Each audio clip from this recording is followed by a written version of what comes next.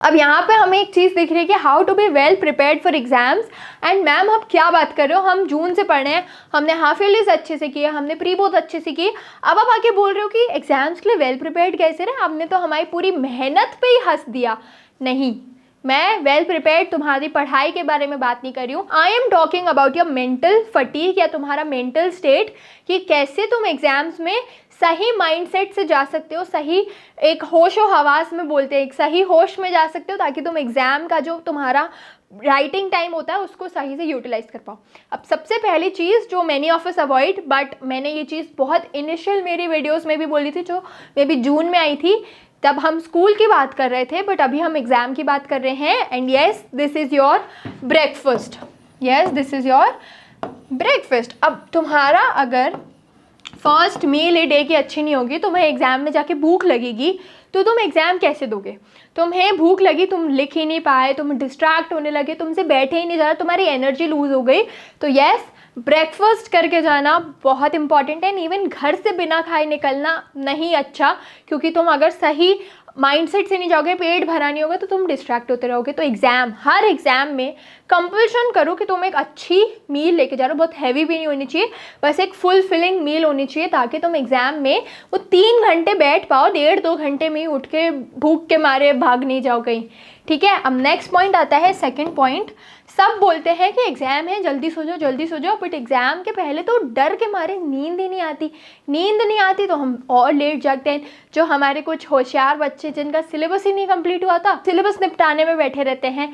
तो एग्ज़ाम के पहले क्या स्लीप इज़ इम्पॉर्टेंट, क्या हमें जेन्युइनली सोना चाहिए? तो यार अगर तुमने साल भर प्रेपरेशन करी है, तो तुम लास्ट डे थोड़ा रिलैक्स होके सो जाओगे। जो हमारे क्रिकेट फैंस हैं, हमारे धोनी भी ये चीज़ बोलते हैं कि अगर साल भर पढ़ा है तो एक दिन में कुछ नहीं होगा, एक दिन नहीं पढ़ने से या पढ़ने से कुछ नहीं होगा।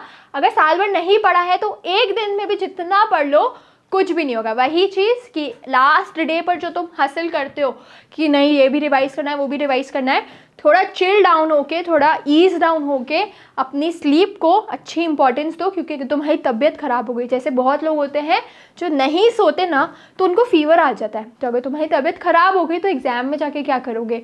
So yes, sleep is very important, and come से कम एक 7 to 8 आवर्स की अच्छी नींद लेके एग्ज़ाम में जाओ। अच्छी नींद लेके जाओगे ना, मूड खुद ही फ्रेश होगा, लिख तो कुछ भी लोगे फिर, मतलब इतना तो पढ़ाई है तुमने किया है, लिख लोगे। एंड लास्ट पॉइंट हमारे पास आता है, prepare your bag and uniform. Uniform, socks नहीं मिल रहे, शूज़ पॉलिश नहीं है, स्टेशनरी देखो तो बैग में स्टेशनरी नहीं है, तो यार सुबह के लिए ये चीज़ें नहीं छूटी जाती। ये चीज़ तुम्हें एक दिन पहले ही करनी है। मेरे ओपिनियन में तो तुम्हारा जो एग्ज़ाम बॉक्स होना चाहिए उसमें भर भर के स्टेशनरी रखो।